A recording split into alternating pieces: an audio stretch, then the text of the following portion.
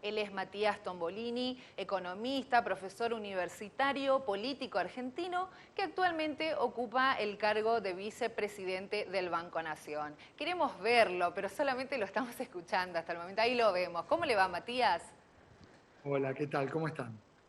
Bueno, Matías, primero tenemos muchísimas cosas que hablar. Muchísimas gracias por darnos esta entrevista. Queremos hacer un poquito un repaso de qué medidas implementó el banco para poder asistir a pequeñas y medianas empresas. Bueno, vos sabés, Perla, que el banco tiene en este sentido, y desde hace 6 meses en general, y en los últimos 2 meses y medio en particular, en el contexto de este, esta cuarentena como herramienta para cuidarnos de la pandemia del coronavirus, las herramientas de asistencia a la pequeña y la mediana empresa que el banco está implementando son básicamente créditos a tasa subsidiada en el orden del 24%, que sirven para capital de trabajo, ¿qué es capital de trabajo? La tela con la que haces un barbijo, por ejemplo. Que sirven para incorporación de paquetes tecnológicos para poder trabajar a distancia, por ejemplo, comprar una computadora, comprar un celular o incorporar tecnología que permita gestionar el negocio a distancia o vender por internet, y también créditos para el pago de haberes, de la nómina salarial que las empresas PYME puedan llegar a tener. Son algunas de las líneas que el crédito disponibilizó justamente para nuestras pequeñas y medianas industrias a lo largo y a lo ancho de la Argentina. Matías, y haciendo un poco de futurismo, ¿qué plan de trabajo proyecta el banco para repuntar la economía en este contexto de pandemia, por ejemplo? ¿Ya se están preparando? ¿Qué se puede adelantar? Mira, la verdad es que las herramientas hoy que está llevando adelante el banco, Perla, son herramientas que intentan amortiguar el impacto justamente de una crisis que no tiene precedentes. Es una crisis que es única en nuestro propio ciclo vital. No la viviste seguramente vos, que sos una mujer joven, No. y seguramente no la vas a volver a vivir.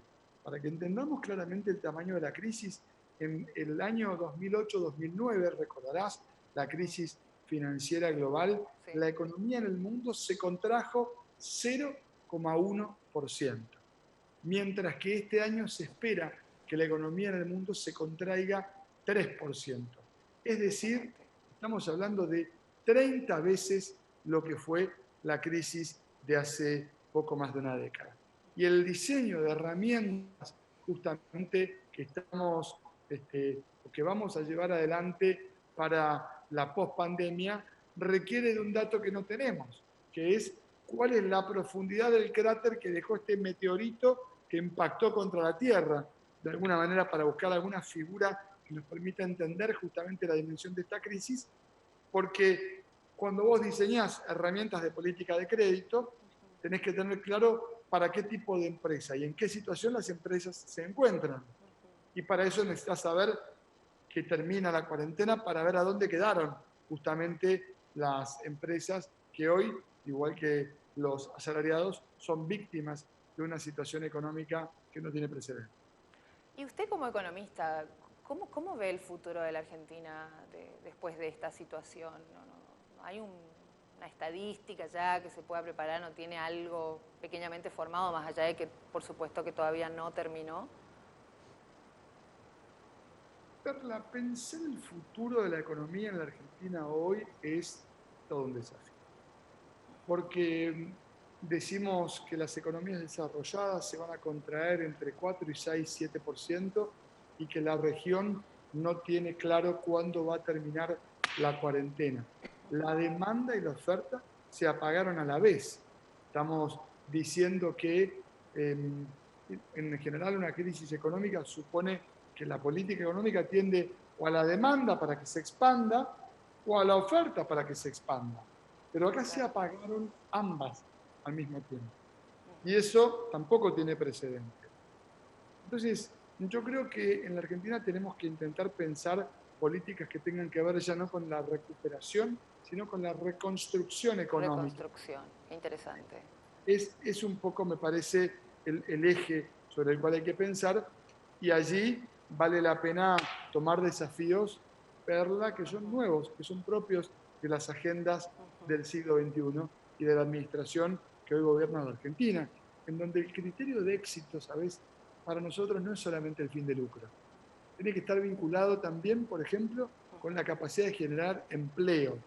En este empleo de nuevo tipo que viene en el siglo XXI a transformar las relaciones laborales, por ejemplo, tu trabajo. Vos sabés que yo Claro, básicamente soy profesor de la universidad, pero vengo a laburar mucho tiempo en los medios sí. y, bueno, la manera en la que comunicamos, los canales de televisión, bueno, todo eso también se va a transformar y nos invita a repensar justamente cada una de las distintas industrias desde un paradigma que emerge de la pandemia, que es un paradigma, yo creo, bien distinto del que había antes justamente de cursar esta situación de casi ciencia ficción que estamos viviendo, ¿verdad? Sí, la verdad que impresionante. Bueno, y siguiendo un poco esta fuerte recesión, los medios lanzaron que este último tiempo se generó un récord de emisión de billetes. Tengo que preguntarle con respecto a eso también, si puede explicar por qué la Nación está emitiendo tantos billetes y si eso de alguna manera no genera mayor crisis o mayor inflación. Primero, la Argentina emite básicamente porque es un país que recibe este tsunami, que es de alguna manera esta pandemia, con muchas menos herramientas que nuestros vecinos. Argentina tiene menos herramientas que Uruguay, que Chile, que Paraguay, que Perú, que Colombia, que Brasil.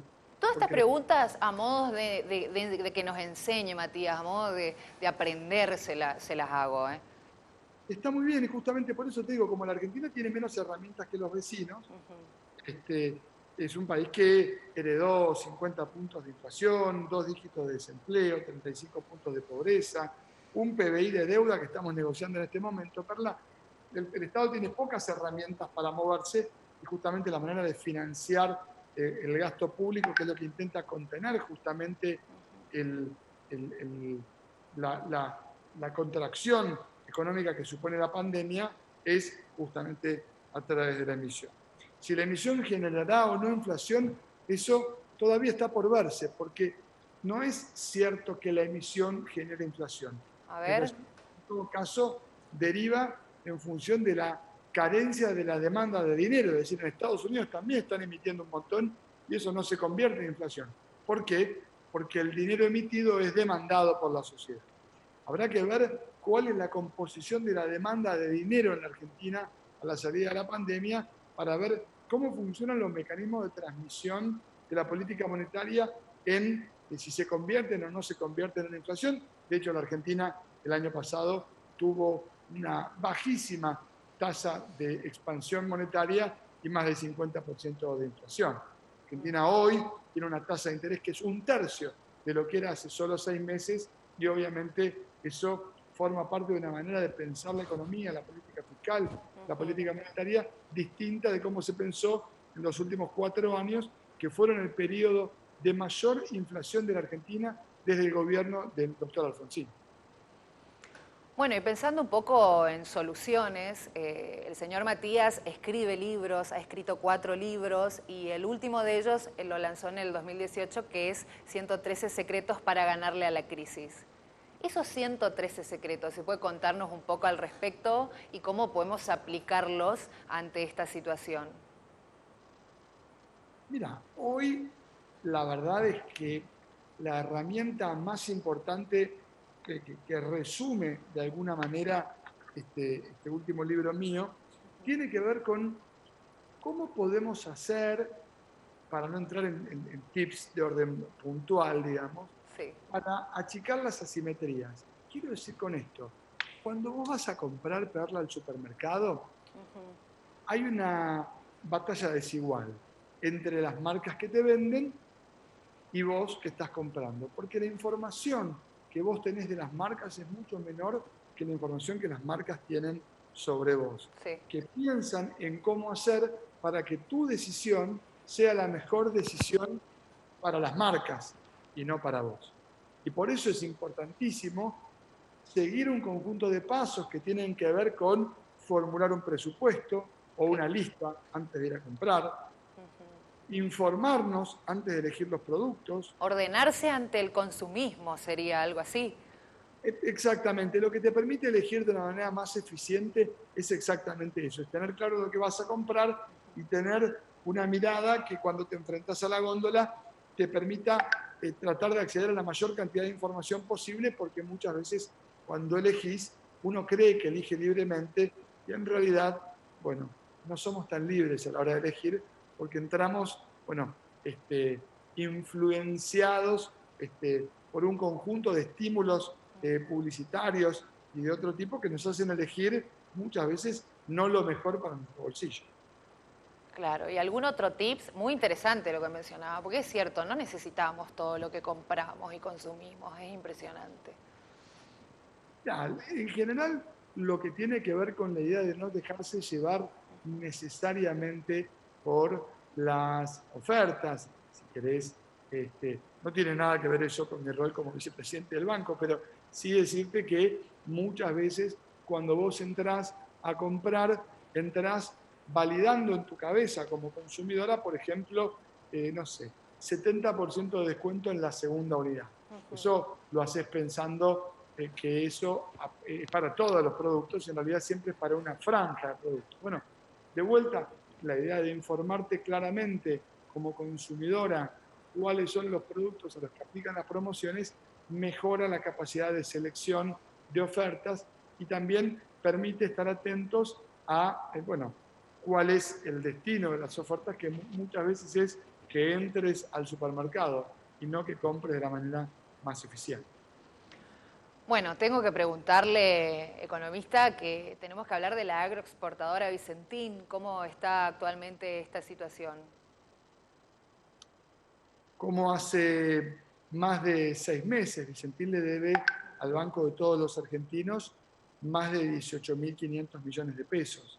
Y el banco tiene como objetivo intentar recuperar justamente esos créditos para poder volver a poner ese dinero en el circuito de crédito que le puedan prestar a las pymes en nuestro país. Y Vicentín hasta aquí lo que ha propuesto para cancelar los créditos no es viable. Son todas propuestas que ni al banco ni a nadie, a ninguno del resto de los acreedores le resultan aceptables, y es por eso que está en la convocatoria de acreedores y que el objetivo central del banco es recuperar el crédito, que no es otra cosa que plata de los argentinos.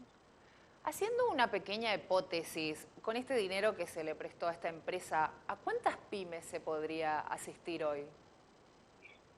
Mira, yo te cuento, nosotros en el marco de la pandemia hemos entregado créditos a pymes en 2 meses y medio, sin contar créditos personales y etcétera, etcétera. Solo créditos de estos créditos especiales para atender a la crisis, créditos por 32.100 millones de pesos, a más de 12.100 pymes.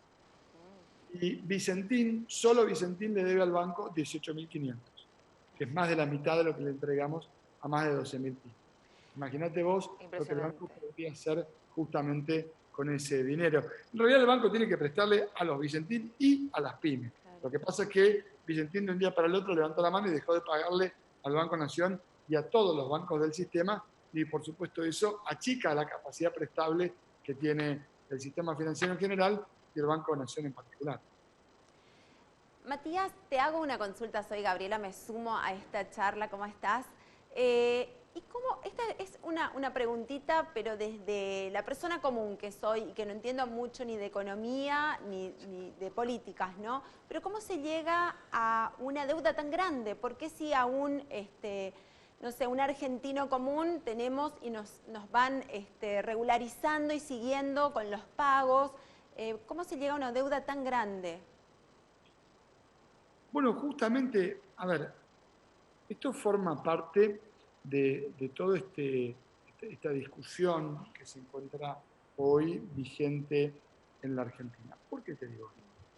Porque a Vicentín siempre se le prestó. Vicentín es un cliente del banco hace más de 50 años y es el mejor cliente, era el mejor cliente del banco en los últimos 20 años.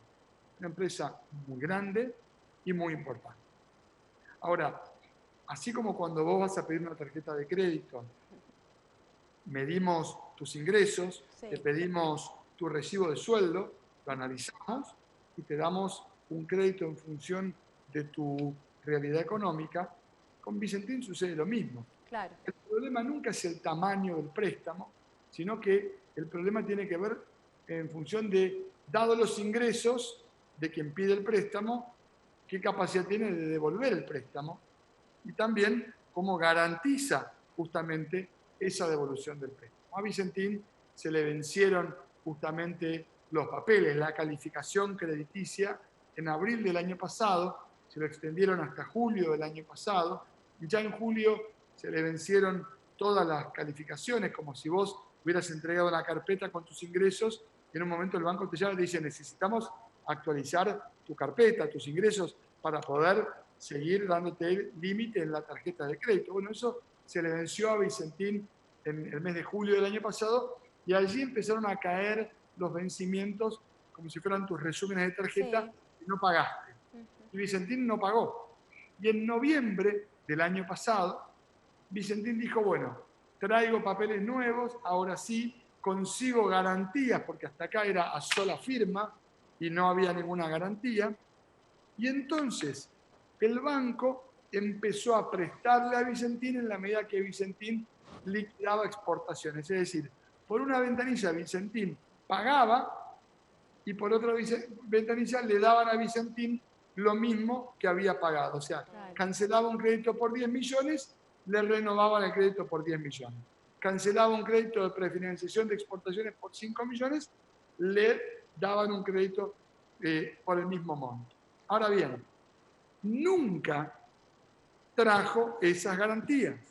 Es decir, lo que prometió nunca lo trajo y si el banco hoy le quiere ir a cobrar, no tiene más que la firma de Vicentín Claro. como garantía general. No se le pidieron las garantías, no actualizó los papeles y en diciembre dijo, dejo de pagar. Pero pasó algo más.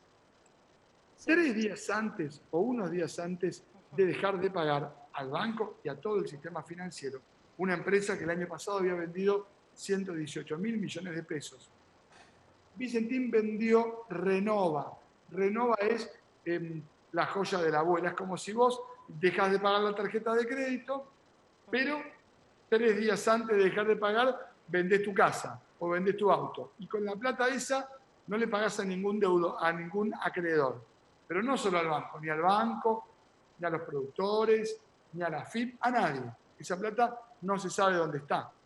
Y por eso, claramente, hay un proceso que tiene que observar qué pasó con esa venta, porque Vicentín se hizo de un dinero muy importante, algunos calculan más de 100 millones de dólares, y no canceló con el banco ni con nadie justamente parte de la deuda que tenía, que acumula, contando al banco y a todos los acreedores, en pesos de diciembre del año pasado, un monto, anotemos, Sí. 99 mil millones de pesos. Es lo que Vicentín le debe a todo el sistema. Por Una eso locura. es razonable sentarle a alguien en la caja y decirle, bueno, mire, a partir de ahora vamos a mirar cómo se está manejando, porque claramente hasta acá el único beneficiado ha sido Vicentín. El resto estamos esperando para cobrar.